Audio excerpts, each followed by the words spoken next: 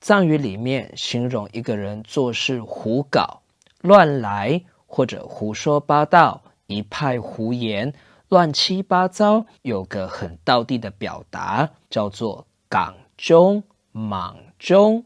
港中莽中。我们来看几个例句。这种这些诸葛呢，看这么说完事。我们如果要说不要乱讲话，不要胡说八道，卖欧北共，我们可以说港中莽中马松。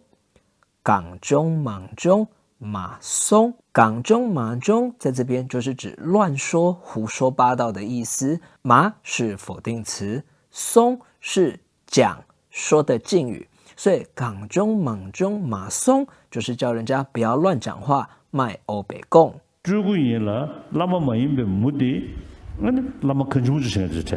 港中莽中结坑就是乱做事情的人，胡乱做事的人。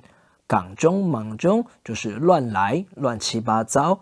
结坑就是做这件事情的人。港中莽中结坑就是乱来、胡搞、胡乱做事的人。好，我们再来复习一次。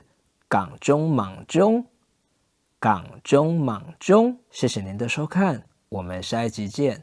这是的嘞。